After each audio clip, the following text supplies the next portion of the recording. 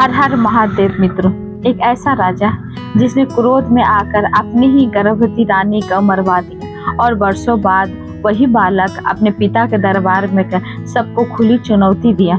यह एक कहानी नहीं है, बस भाग्य, पश्चाताप और ऐसी गाथा है जिसका हर मोड़ आपको चौंका देगा। मित्रों, अच्छे कर्म करने वाले और धर्म के मार्ग में चलने वाले स्वयं ईश्वर ही खोलते हैं। बहुत समय पहले की बात है।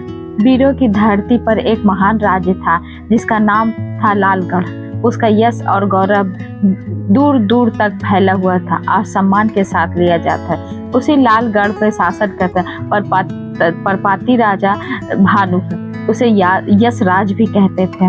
वो पराक्रमी, न्यायप्रिय और प्रजाप्रिय राजा थे। रणभूमि में उस गर्जना ऐसे करते थे कि मानो उसका कोई नहीं कर सकता और धर्म प्रथा नीति के अनुसार वो शासन करते थे। राजा की कुल 11 रानियां थी। उनमें से कुछ 10 रानियां साधारण थी, लेकिन उसे पूर्व सबसे ऊपर पट रानी रानी सरिता देवी। रानी ऐश्वर्य से परिपूर्ण था और सुख सुविधा से कोई कमी नहीं थी, परंतु राजा के जीवन में एक ऐसी कमी थी जो उसके हर क्षण भीतर ही भीतर व्याकुल कर जाती थी। महल के आंगन में आज तक कोई किलकारी नहीं गूंजी। समय बीतता गया, राजा की आयु ढलान की ओर बढ़ने लगी, परंतु वंश को आगे बढ़ाने वाला कोई उत्तराधिकारी नहीं उत्पन्न हुआ। दिन वे सिंहासन पे बैठते और रात होते ही वो चिंता पे छीन लेती थी। राजा का मन इसी व्यथा में दिन भर गुजरते रहता था। कभी किसी बुद्धिमान ने एक सलाह दी, राजन, किसी महान तपस्वी का आशीर्वाद लीजिए। संभव है कि किस पर आपका आशीर्वाद प्राप्त करें। हो सकता है आपके बंद भाग खुल जाए। और ये रानी के पटरानी के साथ सरिता देवी के साथ लेकर एक तपस्वी राजा के साथ गए। आश्रम में पहुंचते ही राजा यशराज और महारानी सरिता देवी ने विनम्र भाव से उन्हें दंडवत प्रणाम किया। महात्मा ने धीरे धीरे अपने ध्यान मग्न आंखें खोली। उनकी दिव्य दृष्टि एक ही क्षण में राजा के हृदय की विविधता को पढ़ गए। महात्मा गंभीर स्वर में बोले, हे राजन, मैं तुम्हें ये दिव्य अन्न प्रदान करता हूँ। ऐसे तुम ऐसे सभी रानियों के समान रूप से खिला देना। ईश्वर की कृपा से सभी रानियां गर्भवती होंगी। यह सुनते ही राजा यश तो मुख पर उनके अपार हर्ष फैल गया। वे आदर पूर्वक रानी का अन्न लेकर राजमहल लौटे। महारानी सरिता देवी श्रुति देवी ने उसके अन्य सभी रानियों ने बांट दिया और कहा और मंत्र का स्मरण करते हुए, इसका ये महात्मा का प्रसाद है। परंतु जहाँ की श्रद्धा होनी चाहिए थी वह ईर्ष्या अपना डेरा जमा लिया था। अन्य राजियों ने आपस में फुसफुसाने लगी, कहीं सरिता देवी कोई छल तो नहीं कर रही है, कहीं ऐसा ना हो वो कोई सिर्फ वही गर्भवती रह जाए और हम वंचित रह जाए। संदेह से वो से अधिकार रानिया ने वो दिव्य अन्य गुप्त रूप से उसे फेंकवा दिया, पर सरिता देवी ने पूर्ण श्रद्धा से अपने हिस्से का अन्न ग्रहण को किया। कुछ ही समय बीता थे, ईश्वर की कृपा से महारानी के गर्भ ठहरने का समाचार पूरे राजनिवास में फैल गया। दिन बीतते गए और रानी सरिता देवी का दिन राग चौगुना बढ़ने लगा। यह देखकर अन्य रानियों को ईर्ष्या की अग्नि वो बढ़ने लगी। वो मन ही मन में षड्यंत्र रचने लगी। किसी भी तरीके से सरिता देवी को राज में हटाना ही होगा। ईर्ष्या की अग्नि अब षड्यंत्र में बदल चुकी थी। अन्य रानियों ने एक कुटिल ज्योतिष को गुप्त रूप से बुलवाया। सोने की थालियां, मोतियों की माला और स्वर्ण मलवाला से भरे उसके सामने रख दी गई। रानियों ने धीमे स्वर में कहा, दरबार में जाकर कहना, रानी सरिता देवी का जो गर्भ संतान है वो राजा की नहीं है। कहना कि वो पुत्र कुल का विनाश कर देगा, सपूत नहीं कुपुत्र होगा। और ये भी कहने के महारानी चरित्रहीन है, लोभ में अंधा होकर भानुदत्त अंधा होकर राजा वो योगी अगले ही और पतरा और गन्ना पुस्तिका लेकर राज दरबार में पहुंचा और राजा को यश रचन दंडवत प्रणाम किया। राजा ने उसे स्वर्ण पुरुष का स्वागत किया और उसने कहा कि स्वर्ग से संदेश मिले हैं और बताइए हमारी संतान कैसे। यह सुनते ही भानुदत्त अपने पत्रा खोला और कुछ क्षण की गणना करने के बाद अभिनय करता था। फिर अचानक उसने दूर फेंक दिया और माथे पर हाथ रखकर बैठ गया, मानो किसी भयंकर संकट का उसे देख लिया। राजा के हृदय धड़क उठा। वो घबरा कर बोले, क्या हुआ शास्त्री जी, कुछ अशुभ तो नहीं? राजा से भारी कृत्रिम दुख से बोले, राजन, यह कहते हुए मुझे अत्यंत पीड़ा हो रही है, परंतु सत्य छिपाना धर्म हो गया। यह संतान आपकी नहीं है, यह किसी के अन्य का अंश है। यदि यह बालक जन्म लेता है तो आपका वंश का विनाश कर देगा और महारानी चरित्र भी संदिग्ध है। यह सुनते ही राजा का चेहरा क्रोध से लाल हो उठा। उनकी आंखों में विवेक का प्रकाश बुझ चुका। क्रोध में अंधे आकर उन्होंने संदेश दिया कि जाओ, महारानी सरिता देवी के अभी लेके जाओ और उनका वध कर दो और परमाण स्वरूप उनकी आंखें निकालकर परमाण स्वरूप भेंट करो। रात को दोपहर का समय था। महारानी सरिता देवी अपने कक्ष में गहरी निद्रा में थी। गर्भवती होने के कारण उनका शरीर अत्यंत दुर्बल हो चुका। वह विश्राम कर रहे थे। रात सैनिक भारी कदमों के आहट कदमों में गूंज चुका और कुछ ही समय से जल्लाद भीतर आ चुके और उन्हें कठोरता से महारानी को पकड़ लिया। चौंक कर वो बोली, ये क्या कर रहे हो? मेरा अपराध क्या है?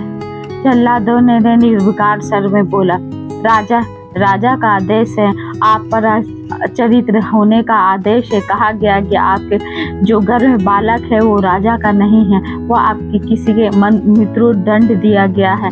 वह ये सुनते ही रानी स्तब्ध रह गई। उनकी आंखों में अविश्वास और पीड़ा कैसे एक साथ उतर आ गए। जल्लाद उन्हें महाराणा के पराक्रम से घसीट कर उसे बाहर ले गए। दरबार और कचहरी के सामने उसे ले जा रहा था तो नगरवासी ने अपने घर की छतों पे हृदय विदारक दर्शक देख रहे थे। हर ओर सन्नाटा था, वातावरण शोक और अशोक से भरा हुआ था। राजा यशराज सिंह महारानी ने करुण स्वर में पुकार, राजन, क्या आपकी बुद्धि हर ली गई है? मैं तो आपके वंश का आगे बढ़ाने वाली थी। यह पुत्र आपका ही है, लेकिन आप दूसरों के बहकावे में आ गए हैं। परंतु क्रोध में आकर अंधे राजा उसे एक न सुनी। उसने उसके दृष्टि फेर ली, मानो ही अपने ही अपराध से बचना चाहे। जल्लाद महारानी को ले जाकर दूर घने वन के लिए लेके गए। वन के एक निर्जन स्थान पर पहुंचकर एक जल्लाद ने तलवार उठा देकर, आदेश का पालन करो, महारानी का सिर धड़ से अलग कर दो। दूसरे जल्लाद ने कांपते हाथों से कहा, पर जैसे ही महारानी के निष्पाप चेहरे की ओर देखा, उसके हाथ थरथराने लगे। तलवार उसके हाथ से छूटकर भूमि पर गिर पड़े। उसे व्याकुल स्वर में बोले, नहीं, मैं पुनः इस आत्मा का महारानी का वध नहीं कर सकता हूँ। कांपते हुए से भर्राए स्वर में बोला, मैंने इस पुण्य आत्मा के अन्य जल ग्रहण किया है। इन जैसी पवित्र स्त्री से दूसरी नहीं है, मैं इन्हीं से कैसे मारूं? उसी क्षण एक ईश्वर की माया से वन पट पर एक हिरण प्रकट हुआ।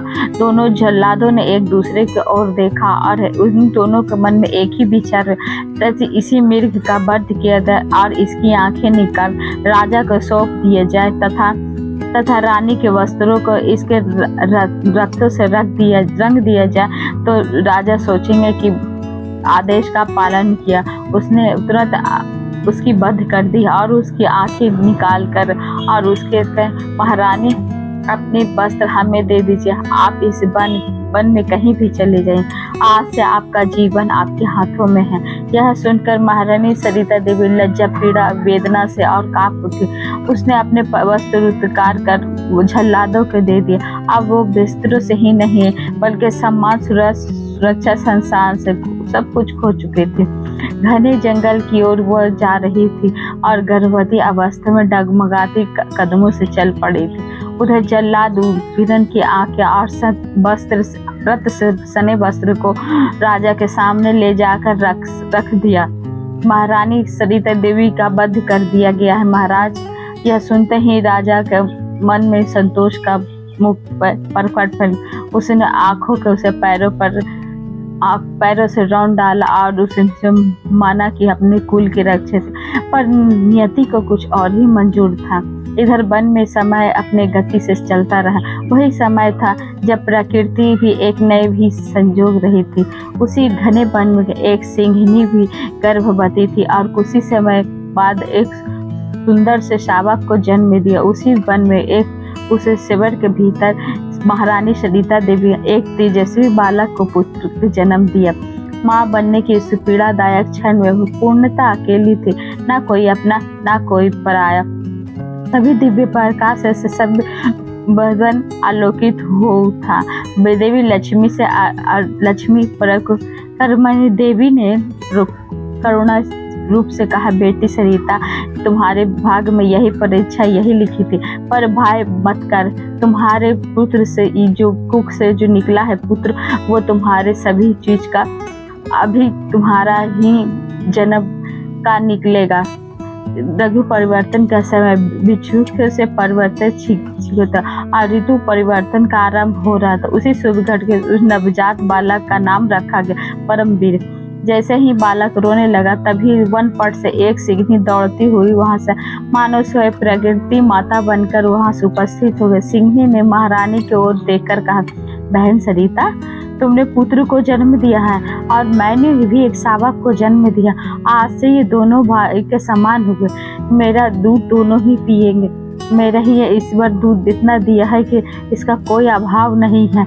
उस दिन से एक अद्भुत सिंघनी से अपने सिंघनी बालक और दोनों समान रूप से प्यार करने लगे। महारानी सरिता देवी ने उसी अपना जीवन धारण करने लगे। धीरे धीरे बालक परिवर्तित होने लगा। धीरे धीरे वह बड़ा होने लगे और जंगल के खेल के और अटखेलियों से गूंजने लगा। समय बीतता गया। मधी महारानी का अब बालक का प्रारंभ आश्रम बन चुका था। ऋतुएं बदलते थे परंतु उसके जीवन उन्हीं जंगल में उन्हीं का बीतते रहे। उसी समय चंद्रपुर से व्यापार भीमराज सेठ उसे कारवान और बैलगाड़ियों के साथ वहां से गुजर रहा था। दोपहर का समय था। सूर्य की किरणें अपने शाखाओं से छन कर भूमि पर पड़ रही थी। जंगल असामान्य रूप से सुनसान पड़ा हुआ था। अचानक भीमराज को किसी शिशु को रोने की आवाज सुनाई दी। वह ठिठक गया। वह उसने ध्यान से सुना। रोने की आवाज के साथ किसी की धीमी सिसकियां भी सुनाई दे रही थी। उसका हृदय धक से रह गया। उन दिनों जंगल के भूत प्रेत मायावी कथाएं भी बहुत प्रचलित थी। लोग कहते थे वन में अजीब सी आवाजें सुनाई देती हैं जो मनुष्यों को भ्रमित करती। भीमराज का डर से मन कांप गया। उसने ऊंची आवाज में पुकार, कौन है वहां पे? सामने आओ। कोई मनुष्य है? वह भया भरम उसे पास ही खड़ी थी। सिंघनी ने से महारानी से धीरे से कहा, बहन, यदि मैं दिखाई दे गई या मैं दिखाई दे गई तो भाई भी तो तुम ही उससे बात करे। तो झाड़ियों के पीछे से करुणा आवाज सुनाई दे, हे मुसाफिर, मैं एक अभागी स्त्री हूँ, आकाश से ठुकराई और धरती पर ठुकराई हूँ। मैं अपने पुत्री के साथ मैं यहाँ पे हूँ। इस संसार में कोई संसार नहीं है। कोई दिया सुनते ही भीमराज का हृदय करुणा से भर गया और उन्होंने तुरंत वहां से मिल के वहां से कंबल और चादर दिए। बहन, इनसे अपने बच्चे को रक्षा करना और भय मत करो। महारानी ने अपने बच्चे को वो वस्त्र उड़ाया और धीरे धीरे उनके गोद में एक छोटा सा बालक आया। परमवीर भीमराज सेठ ने से कहा, सम्मान कर अपने बैलगाड़ी में बैठाया और अपने महल चंद्रपुर ले गए। जब सेठानी सुभद्रा देवी ने उन्हें देखा तो उसे अचेत रह गई। महारानी सौंदर्य और तेज देखकर देखने ही बनता था। सुभद्रा देवी का मधुर शंका उत्पन्न हुए। वे क्रोध से भरकर आंगन में चौखट पर चढ़ गई और हाथ में पत्थर उठाकर बोली, अरे मैं तुझे छोड़ूंगी नहीं। तू अपने लिए दूसरी औरत ले आया। भीमराज सर घबरा गया और बोले, और सेठानी, ऐसा मत कहो, ये मेरी पत्नी नहीं है, यह मेरी बहन के समान है। मैं इन्हें जंगल से लाया हूँ। यह अत्यंत दुखी है और दुखी स्त्री। सेठानी ने तिरस्कार से कहा, मैंने आपकी बहन नहीं सुनी और देख, इसके गोद में बच्चा भी है। भीमराज सेठ से शांत स्वर में कहा, यह सचमुच अभागी है। यह आकाश से ठुकराई और धरती पर सताई हुई स्त्री है। इस संसार में इसका कोई सहारा नहीं, इसलिए मैं इसे अपने घर ले आया हूँ। भीमराज सेठ कर उसकी पत्नी सुभद्रा देवी का क्रोध शांत हो गया, परंतु मन का संशय अभी भी पूरी तरह मिटा नहीं था। तभी भीमराज सेठ से बहन के तो दृढ़ स्वर में कहा, आज से ये मेरी धर्म बहन है। इतने सुनते ही सुभद्रा देवी ने शांत हो गया और महारानी सीता देवी को उसी घर में रहने लगे। उस कहते हैं जहाँ पुण्य आत्मा निवास करती है वहाँ स्वयं लक्ष्मी का वास हो जाता है। महारानी सरिता देवी ने बालक परमवीर जैसे ही उसमें आए, भीमराज का दिन दुगना रात चौगुना होने लगा। घर धन धान से बढ़ने लगा। सब रिद्धि चार ओर मुस्कुराने लगी। भीमराज अत्यंत प्रसन्न हुए और बोले, आज मुझे बालक का उत्सव जरूर मनाना चाहिए। तभी एक भव्य समारोह का दूर दूर तक निमंत्रण किया, यहाँ तक कि लालगढ़ के यह सादर आमंत्रण किया गया। बड़ी धूमधाम से उत्सव को भात और भेंट को आदान प्रदान होने लगा। गीत संगीत और उल्लास से पूरा महल गूंज उठा। कुछ देर बाद राजा यशराज भी उसका भव्य स्वागत किया और उसे ऊंचे सिंहासन पर उसे बैठाया गया। उसे भवन की छत पर से रानी देख रही थी। जैसे उनकी दृष्टि राजा पर पड़ी तो उसके हृदय की पीड़ा लहर दौड़ गई। लोग प्रति के निशान गीत के माध्यम से अपनी माध्यम से आरंभ किए। अरे राजा, तू कितना अज्ञानी निकला। तूने अपनी ही सच्ची रानी को घर से निकाल दिया। या तुमने विश्वास किया होता तो आज तेरा भी पुत्र होता। उनका करुण स्वर उसके यशराज को भेद गया। राजा का शरीर कांप उठा। राजा यशराज ने भारी स्वर में कहा, मुझसे बहुत बड़ी भूल हो गई। यदि महारानी सरिता देवी सच्ची होती तो आज मेरा भी एक पुत्र होता, पर मुझे तो यही कहे कुलक्षणी है। फिर भीमराज के सेठ की ओर देखा। भाई, तुम्हारे से प्यारे भांजे मुझे भी तो देखा। भीमराज सेठ को परमवीर को लाके दिखाया। राजा के समीप लाकर जैसी की दृष्टि पे बालक पड़े वो सब दहत रह गए। उस बालक का मुख अपनी पटरानी सरिता देवी के जीवन पर परिवर्तित हुआ।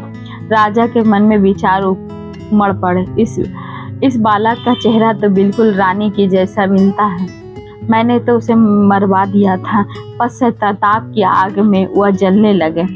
उन्हें लगने लगा कि अपने जीवन की सबसे बड़ी भूल कर दी है। वे मन ही मन सोचने लगे, यदि सरिता देवी आज जिंदा होती तो मेरा भी वंश इसी पुत्र से आगे बढ़ता। राजा यशराज का गहरे पश्चाताप से मन से फैल गया, पर नियति का रूप से अभी पूर्ण रूप से प्रकट होना प्रवृत्त था और राजा के मन में रोज बार बार वही चेहरा घूम रहा था, जिसकी चेहरा रानी के चेहरा घूम रहा था। भीमराज का बहुत सुंदर रूप से ये सब बातें अपनी रानियों को सुन। हमारे महल में आज तक कोई पुत्र जन्म नहीं। अब सोचता हूँ कहीं मुझसे कोई भयंकर भूल तो नहीं होगी। भानुदत्त शास्त्री ने जो कहा था वो सत्य था या असत्य आज समझ में नहीं आता। राजा के हृदय में पश्चाताप की ज्वाला धीरे धीरे और प्रखर होने लगी। उधर भीमराज का सेठ के घर में परमवीर पलने लगा। वो अत्यंत चंचल और साहसी होने लगा। आंगन में खेलते खेलते सबके मन मोह लेता। सेठ के अपने भी पुत्र थे जो खेल खेल में तराजू बाटी बनाकर नकल किया करते पहले, लेकिन परमवीर का स्वभाव उनसे भिन्न था। वो लकड़ी के धनुष्यवान बनाकर वीरों की भांति खेल खेलता। इसी प्रकार वह समय बीतता गया और जैसे जैसे परमवीर बड़ा होते गया उसकी शरारतें भी बढ़ने लगी।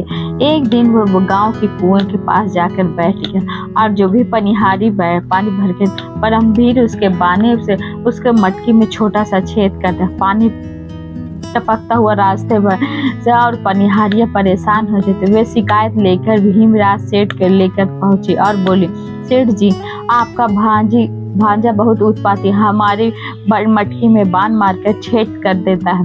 भीमराज हंसते हुए बोले, अच्छा कल से मिट्टी के घड़े मत ले जाए, पीतल के बर्तन ले जाया करो और बालक से कुछ मत कहना। आगे दिन पनहारिया ने पीतल की गागर लेकर पहुंचे। जब परमवीर ने देखा तो पास के लोहार के पास गया और बोला, मुझे ऐसा तीर बना कर दो जो एक ही बार में 2 छेद कर दे। लोहार ने वैसा ही तीर बना दिया। अब परमवीर एक ही बाण से पीतल के 2 छेद कर देता और पानी रास्ते भर टपकता रहा। पनहारियां फिर से शिकायत लेकर गए, सेठ जी आपका भांजा तो और भी शरारती है, अब पीतल की गागर भी नहीं बचते। शाम को यह बात सरिता देवी तक पहुंची।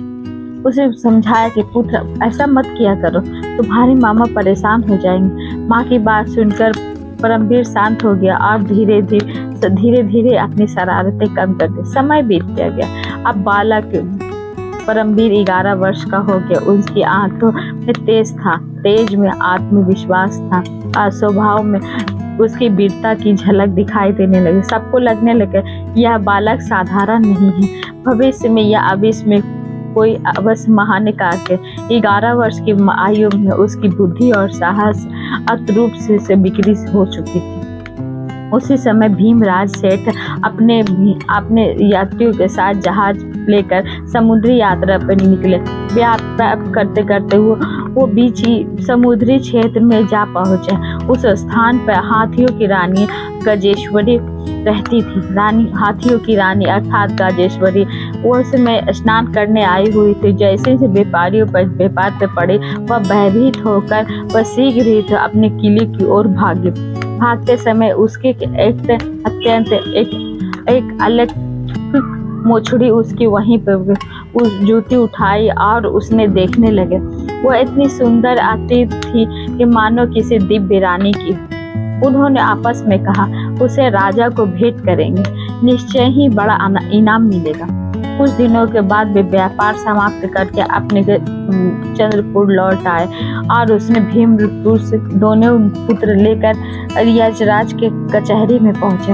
उसने आदर पूर्वक कहा, हे राजन, हम आपके लिए अद्भुत भेंट लाए हैं, कृपया स्वीकार करें। उसने मोजड़ी सामने कर इसी से किसी महारानी की प्रतीत होती। क्षण बाद उनका स्वर कठोर हो गया। वे बोले, सेठ, तुम्हें इनाम नहीं कारावास दिया जाएगा जब तक जोड़ी लेके दूसरे नहीं लेके या से पहनने वाली को नहीं लेकर आओगे, तब तक तुम लोग मुफ्त नहीं के। ये सुनते भीमराज सेठ और उनके पुत्र घबरा गए। उन्हें समझ में आ गए लालच में कारखाना उसने बड़ी विपत्ति को मोल ली है। उन्हें तुरंत बंदी बना लिया गया। यह समाचार चंद्रपुर पहुंचे। जैसे ही सुभद्रा देवी के उसके पति और पुत्रों को रख दिया गया है, उसी में वो फूट उसी में बालक परमवीर खेलता हुआ वहां पे आए और बोले, रानी माँ, आप क्यों रो रही हैं? सेठानी ने आंसू पोंछते हुए कहा, बेटा, लालगढ़ के राजा यशराज ने तुम्हारे मामा को बंदी बना लिया, अब उसे कौन छुड़ाएगा? परमवीर की आंखों में दृढ़ता चमक उठी। वह बोला, मैं जाऊंगा, मैं उन्हें छुड़ा के लाऊंगा। सेठानी घबरा गई और बोली, बेटा, यात्रा बहुत कठिन है, तुम्हारे पास तो घोड़ा भी नहीं है। परमवीर बोला, तो मुझे घोड़ा दिला दीजिए। तुरंत उसे ध्वन दिया और उसके लिए अच्छा घोड़ा खरीदवाया। परमवीर ने धनुष, बाण और तलवार खरीद। उसकी आंखों में तेज चमक रहा था। कुछ ही समय बाद उसने घोड़े पर सवार होकर लालगढ़ की ओर प्रस्थान कर गया। दरबार में वह पहुंचकर भीख सर में बोला, हे राजन, मैं उस बंदियों का भांजा हूँ। परमवीर के जीवन की एक नई गाथा आरंभ होने वाली थी। दरबार में परमवीर से निर्भीक स्वर में बोला, हे राजन, इन सेठों को छोड़ दीजिए, लड़ाई झगड़ों में कुछ नहीं रख, दया ही सबसे बड़ा धर्म है। परमवीर की वाणी सुनकर यार मुस्कुराए और बोले, बात तो ठीक कहते हो बालक, पर बनियों का काम ये नहीं है कि जो घोड़े पर आए, वीरों के भांति वो घोड़े पर आए। क्या मेरी वो शर्त पूरी कर सके? परमवीर ने दृढ़ता से बोला, हाँ राजन, मैं आपकी शर्त को अवश्य पूरी करूंगा। या तो दिव्य की मोजड़ी की जोड़ी लाकर या उसे पहनने वाली को आपके समक्ष करूंगा। बस मुझे 6 महीने के वक्त दीजिए और मेरे मामाओं को मुक्त कीजिए। राजा को यह सब देखते हुए उसने विश्वास हो गया था कि इसे राजा को सेठों के जमानत पर उसने देने का निर्णय किया। बाकी सब घर में आ गए अब उसे, परंतु ये सब चिंता भी ये थी कि वो पूरा कैसे करेगा। अब पुत्र अब आगे क्या करे। परमवीर बोला, इस बार मैं भी आपके साथ जहाज में चलूंगा। मुझे उसी समुद्री तट पे ले चलिए जहाँ वो मोचड़ी मिली थी। कुछ दिनों बाद वह जहाज उसी तट पे पहुंचा। वहां पहुंचकर परमवीर ने कहा, आप सब यहीं पे ठहरिए।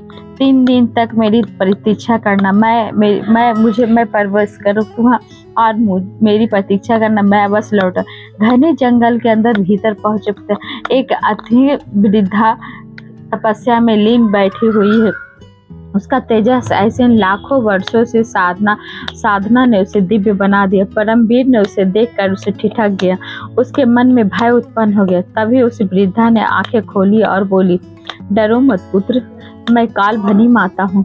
परमवीर ने तुरंत हाथ जोड़कर कहा। काल भनी माता ने बोली, सुन, आज से 3रे दिन तेरा विवाह होगा। यह नीति का लिखा तेरा विधान है। परमवीर ने आश्चर्य से बोला, ये कैसे संभव है माता? माता मत मुस्कान से बोली, तेरे भाग में 3 स्त्रियों का योग लिखा हुआ है। पहली गजेंद्री, पहले नाग कन्या पद्मा, और याद ध्यान रखना पुत्र, दूसरी से तुम्हारा गृहस्थ जीवन है। वह मृत्यु के बाद तुम्हारा फिर से जन्म लेकर तुम्हारी पत्नी। ये सब तुम्हारे भाग का लिखा हुआ। उसने परमवीर ने पूछा कि ये सब कैसे घटित होगा। समय आने पर सभी अपने आप, अब तू आगे बढ़। परमवीर आगे चला ही था क्या से उस अचानक तेजस्वी देवी प्रकट हुई। उसके दिव्य प्रकाश से बन अलौकिक हो उठा। परमवीर फिर भयभीत हुई। देवी ने स्नेह पूर्वक कहा, डरो मत पुत्र, मैं लाखगढ़ की देवी अंबिका हूँ। क्या तुम्हें याद है जब तुम्हारी देवी का सिर का काटा गया था तो मृग बन के मैं ही आई थी ताकि तुम्हारी माँ जीवित रहे। यह सुनकर परमवीर की आंखें श्रद्धा से बढ़ गए। उसका भली भांति समझ में आ गया उसका जीवन असाधारण नहीं था कि देवताओं कैसे उसका आभारी है। अब अंबिका ने कहा, पुत्र व्यर्थ चिंता मत करो। तेरी माता महारानी सरिता मैंने ही की थी और तुझे जीवन दान भी मैं देवताओं की इच्छा से ही भीमराज सेठ को मैंने ही तुम्हारे पास भेजा था। इसीलिए आज के लिए उसको तुम्हारे घर में वो भांजे के रूप में पल रहा था। यह सुनकर श्रद्धा और आनंद से भर गया और उसने सामने से बोला, माता आगे मुझे क्या करना चाहिए? देवी अंबिका ने उसे आशीर्वाद देते हुए, जहाँ भी मेरी आवश्यकता हो मेरा स्मरण करना। तेरा विवाह निकट है और तेरे का सभी कार्य सफल होंगे। इतना कहकर देवी अंबिका अदृश्य। परमवीर आगे बढ़ता गया। लंबे मार्ग और घने मार्ग को देखते हुए उसे एक विचित्र भयावह किला दिखाई दिया। सुनसान वन के मध्य वन की ऐसा प्रतीक हो रहा था मानो अपने हजारों भीतर रहस्य घेरा हुआ था। वो क्रूर दंत का था। वह दैत्य के शिकार पे गया हुआ था। परमवीर ने चारों ओर घूम कर देखा, परंतु प्रवेश का कोई द्वार दिखाई नहीं दिया। वह चिंतित होकर बोला, हे देवी माँ, विवाह कैसे होगा? यहाँ तो भीतर जाने का मार्ग ही नहीं दिखता है। उधर कुले के भीतर राज सभी अनजाने भाई के साथ आगंतुक प्रतीक्षा कर रहे थे। मानो से परमवीर का पूर्वाभास हो चुका था। उसी क्षण देवी के अंबिका पुनः प्रकट हुई और बोली, पुत्र इस शिला को हटाओ, यही किला का द्वार है। परमवीर ने पूरी शक्ति से विशाल शिला को हटाने का प्रयास किया, परंतु वो तनिक भी नहीं हिला। उसने फिर देवी का स्मरण। देवी ने कहा, यदि पटिया भी नहीं हटा सकोगे तो विवाह कैसे? तो परमवीर ने विनम्र स्वर में कहा, माता मुझसे यह नहीं हो पा रहा है। तभी देवी अंबिका ने अपने सेवक सोहन को पुकारा। क्षण भर में सोहन प्रकट हुआ। उसे सहजता से उस पत्थर को उठाकर दूर फेंक दिया। आप परमवीर किले का भीतर प्रवेश कर आगे बढ़ते ही उसने देखा कि एक विशाल घूमता हुआ चक्र है जिसमें चारों ओर तेज धार लगे हुए हथियार है। उसे पार करना असंभव हो रहा था, लेकिन परमवीर ने साहस बांधा। उसने अब वस्त्र को कमर में बांधा और नट की भांति फट के बांधे उसे छलांग मारी और वो आगे बढ़ते हुए महल के भीतर चारों ओर सन्नाटा भयावह शांति फैली हुई थी। उसने हर कक्ष में खोज के पर उसमें कहीं कोई दिखाई नहीं। अंततः वह ऊपरी मंजिली पर पहुंचा। उसने देखा कि एक अत्यंत सुंदर युवती गहरी निद्रा में सो रही थी। परमवीर ने उसे देखकर ठिठक गया। उसने उसके मन में विचार यही अविश्य राजकुमारी सावित्री है। इस युवती के चंद्रमा का सीमा चमक रहा था। उसकी सुंदरता देखकर कुछ क्षणों के लिए स्तब्ध रह गया। उसे प्रतीत हुआ कि मानो भाग्य का डोर यहीं तक खींच लाई हूँ। परमवीर सोच पे पड़ गया, इसे जगाऊं तो कैसे जगाऊं। उसने धीरे से दुपट्टा हवा में लहरा।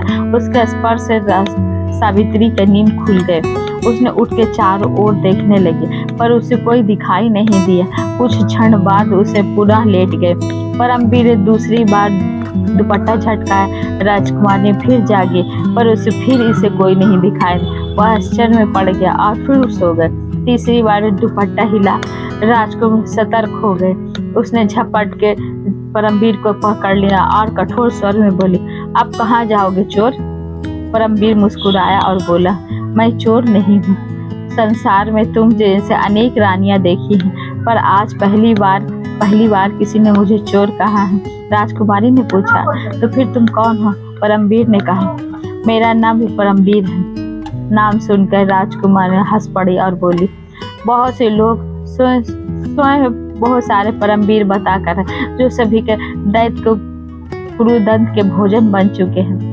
यदि तुम सच में परमवीर हो तो तुम्हें प्रमाण देना है। मैं चौपड़ लेके आती हूँ। अगर तुम खेल में मुझे हरा दोगे तो मैं तुम्हें असली परमवीर मानूं, और यदि हार गए तो संदेह हार गए तो दैत्य का आहार बन। इतना कहकर वो चौपड़ और पासे लेकर आई। दोनों खेल में बैठ गए। खेल बड़े आनंद से चलने लगा। जब सावित्री पासा फेंकते तो अन्न उसके पक्ष में आते और जैसे ही परमवीर डालता भाग्य उसके साथ देता और वो आगे बढ़ जाता। कुछ ही देर में परमवीर को पराजित कर दिया। वह चौंक कर बोली, नहीं, ये तो बेईमानी है। एक बार और खेलते हैं। दूसरी बार भी वही हुआ। तीसरी बार भी परमवीर ही विजय रहा। अब रानी को यह सचमुच के वह परमवीर है जिसकी वह प्रतीक्षा कर रही थी। उसी क्षण अचानक पूरा महल गूंज उठा। दूर से अचानक ढकार से गूंज उठा, क्या बादल गरजे हैं। राजकुमारी गंभीर स्वर में बोली, नहीं, वो मेरे पति हृदय क्रूर दंत है। वैसे शिकार से लौट रहे। यदि उन्होंने तुम्हें देख ले एक ही गिलास में तुम्हें निगल जाए। परमवीर बोला, तो अब मैं कैसे बचूंगा। सावित्री बोली, चिंता मत करो, मैं तुम्हें अभी बचा लेती हूँ। उसने अभी जादुई संदूक से एक छोटा सा मंत्र पात्र निकाला। मंत्र उच्चार करते ही उसे परमवीर के मोम की एक छोटी सी प्रतिमा में बदल दिया और अपने केसों के आभूषणों में जटा में छुपा लिया। कुछ ही क्षणों बाद भयानक दंत महल में फैल गए और वह चारों ओर सूंघते हुए बोला, पुत्री, आज मुझे सिला हटे हुए मिला। लगता है यहाँ कोई आया है। राजकुमार सावित्री शांत रही, पर उसके हृदय धड़कन तीव्र हो चुके थे। दैत्य ने फिर सूंघते हुए कहा, यहाँ किसी मनुष्य की सुगंध आ रही है। अवश्य कोई आया है। राजकुमार सावित्री ने अपूर्व धैर्य से कहा, पिताजी, आपको भ्रम हो रहा है। यदि मनुष्य की गंध आती है तो वह मैं ही हूँ। चाहे मुझे ही आप खा लीजिए। दैत्य क्रूर दंत कुछ से संदेश देखता रहा, परंतु वह शांत हो गया और विश्राम करने चला गया। दैत्य के जाते ही सावित्री ने अपने केसों से मोम की प्रतिमा निकाली और मंत्र उच्चारण करके परमवीर को पूरा उपकरण में परिवर्तित कर दिया। परमवीर ने गंभीर स्वर में, हमारा विवाह तभी संभव है जब तुम्हारा पिता का अंत होगा। किसी तरह से उनके मृत्यु का सावित्री ने शरीर हिलाकर मैं आज ही उपाय करूंगा। अगले दिन है जब गुरु दंत के शिकार से लौटा तो फिर उसे वही गंध महसूस हुआ। बोला, पुत्री, आज भी मनुष्य की खुशबू आ रही है। सावित्री बोली, मैं ही हूँ, बार बार क्यों पूछते हैं? उसने चतुराई से कहा, आप मेरी सौगंध खाइए कि कोई भी बात मुझसे नहीं छिपे। दैत्य ने आश्चर्य पूछा, सौगंध कैसे? सावित्री ने सिर पर हाथ रखकर कहा, मैं और मेरा भावी पति परमेश्वर के समान है। दैत्य के समान चौंक पड़ा और बोला, कुमारी कन्या, उसका भावी पति ही परमेश्वर होता है। कहो, क्या जानना चाहती हैं? सावित्री ने मधुर स्वर में कहा, बाबा, यदि कि परमवीर कभी आ गया तो आपका अंत कैसे होगा?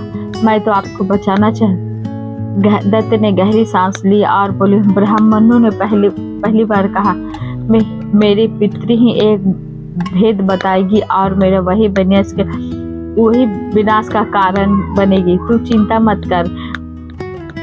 कैसे? तो फिर आपके प्राण कहाँ? दैत्य कहा, इस किले के नीचे एक 7 तह गुप्त कक्ष है। उसे 7 दरवाजे, हर दरवाजे का एक पिंजरा लटका है और सबसे पीछे एक बगुला बैठे, उसी में मेरे प्राण बसते हैं। जब तक वह जीवित है तब तक वो कोई नहीं मार सकता। अगर कभी परमवीर आया तो 7 द्वार पार करना उसके लिए असंभव होगा। उसे पहले ही निकल जाऊंगा।